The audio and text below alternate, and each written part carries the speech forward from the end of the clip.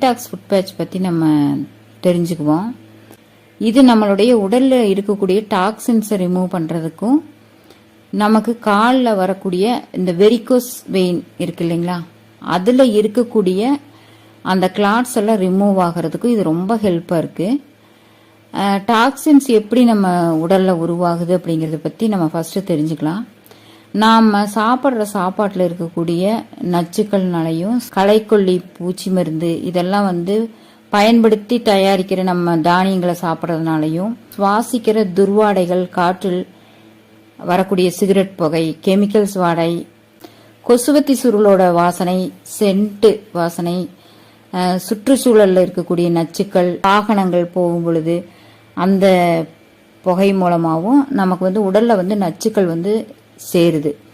இதனால நம்மளுக்கு என்னென்ன தொந்தரவு வரும் அப்படின்னு பார்த்தீங்க அப்படின்னாக்கா, அடிக்கடி தலைவலி வரும், மனசு தெளிவில்லாமல் இருக்கும், மனசு சோர்வாக இருக்கும், உற்சாகம் இல்லாமல் இருப்போம், தோலில் வெடிப்புகள் வரும், பளபளப்பு இல்லாத நிறமாக இருக்கும் தோல், அடிக்கடி சளி, காய்ச்சல், வயிற்றுப்போக்கு, வைரஸ் தொற்று, காரணமே இல்லாமல் கோபம் படுறதும், அதிக மன உளைச்சலுக்கு ஆளாகிறதும், டென்ஷன் ஆகுறதும், இந்த மாதிரிலாம் அவங்களுக்கு அடிக்கடி ஏற்படும். அடிக்கடி சளி பிடிக்கும், வயிற்றுப்போக்கு ஏற்படும், காய்ச்சல் வரும்.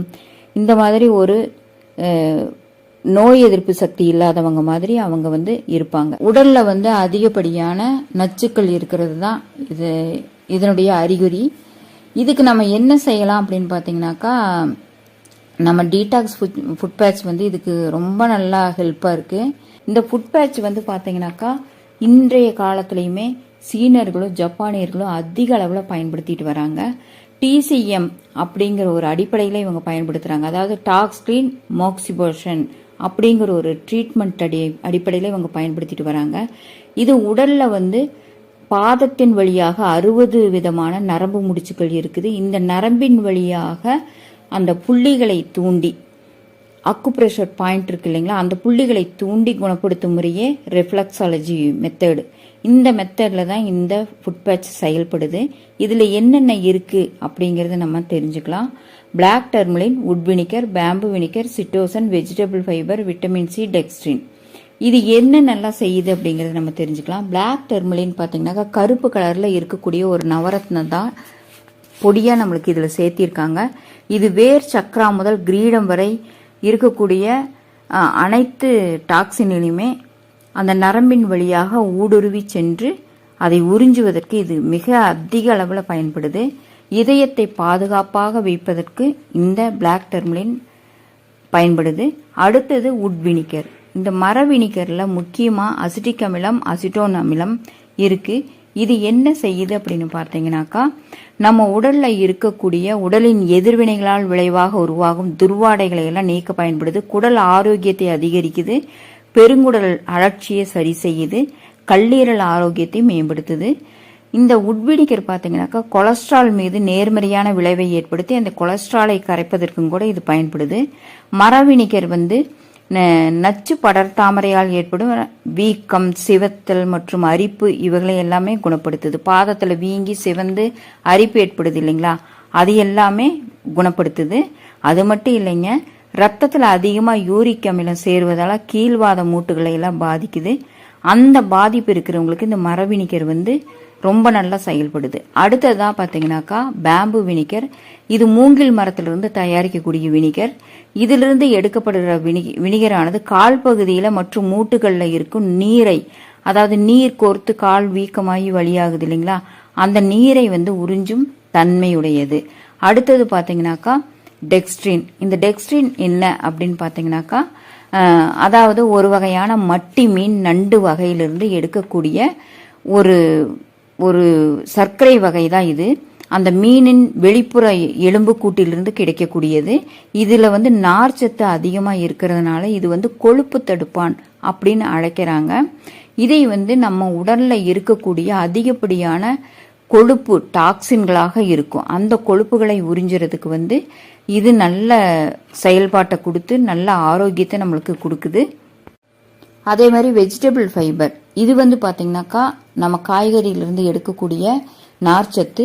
இதுவும் அந்த நரம்பின் வழியாக இருக்கக்கூடிய கொழுப்புகளை எல்லாம் உறிஞ்சுவதற்கு பயன்படுது. அடுத்தது விட்டமின் சி. இந்த விட்டமின் சி வந்து என்ன ஆகுதுன்னா நம்மளுடைய தோலினுடைய பராமரிப்பை மேம்படுத்துறதுக்கு இது மிகப்பெரிய அளவில் உதவியா இருக்கு.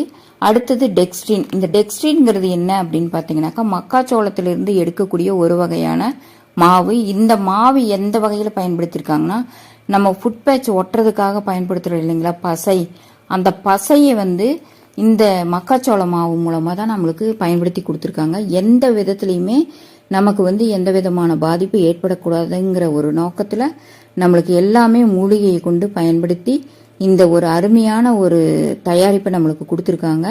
இது வெரிகோஸ் வியாதி இருக்கிறவங்களுக்கு நல்ல ஒரு தீர்வாகவும் இருக்குது.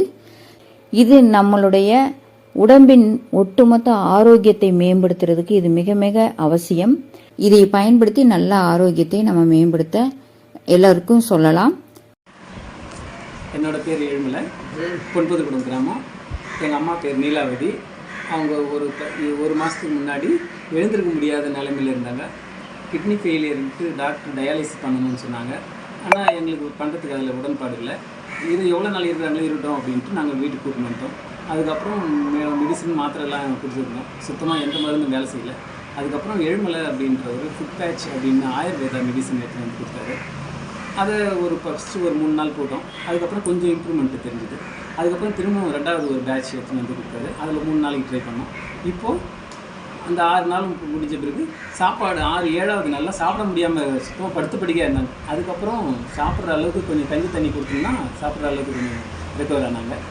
அதுக்கப்புறம் கொஞ்சம் கொஞ்சமாக சில மெடிசன்லாம் அது கொஞ்சம் கூட ஆட் பண்ணி சில மாத்திரை மெடிசன்லாம் கொடுத்தாரு. சரி, அப்புறம் சில ஐடியாலாம் கொடுத்தாரு. இயற்கை உணவு இந்த கஞ்சி கூழ்லாம் கொடுத்து விட்டுங்க அப்படின்னாரு. அதெல்லாம் கொடுத்துன்னே வந்தோம். அதுக்கப்புறம் படிப்படியாக நல்லா குணமாகி கொஞ்சம் யூரின்லாம் ஆட்டோமேட்டிக்காக டியூப் வழியாக போயிருந்தாங்க. அதுக்கப்புறம் டியூப் எடுக்கிற அளவுக்கு வந்துட்டு நார்மல் ரேஞ்சுக்கு போகிற அளவுக்கு ஆகிடுங்க. அதுக்கப்புறம் பிளட் செக் பண்ணி பார்த்ததுல கிரியேட்டின் லெவல் முதல்ல அந்த ஃபுட் பேட்ச் வைக்கிறதுக்கு முன்னாடி வந்து 12-13 இருந்தது.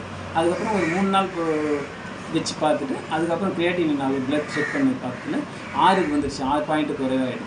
அதுக்கப்புறம் திரும்ப 3 பேட்சை திரும்ப ட்ரை பண்ணதில் 3-4 அந்த ரேஞ்சுக்கு ஆகிட்டு இப்போது ஓரளவுக்கு கிரியேட்டின் அளவு 2 இல்லை 3 ரேஞ்சுக்கு வந்துட்டு யூரினும் நார்மலாக போகிறாங்க. எழுந்தே உட்காந்துன்னு இருக்காங்க. நீங்களே பார்க்கலாம். ஃபஸ்ட்டு படுத்த படுக்கையாக இருந்தவங்க, எழுந்திருக்க முடியாமல் இருந்தவங்க இப்போது அந்த பேட்ச் வச்சதுனால நல்லாவே இருக்காங்க. இப்போ ஆரோக்கியமாகவும் இருக்காங்க. ஏழுமலை சாருக்கு நன்றி. அந்த கம்பெனி சார்பாக அவங்களுக்கும் எல்லாருக்கும் மேடம் வந்திருக்காங்க. அவங்களையும் நீங்கள் பார்க்கலாம். அவங்க வந்து நேரில் வந்து பார்த்தது எங்களுக்கு ரொம்ப மகிழ்ச்சி தான். ரொம்ப தேங்க்ஸ்.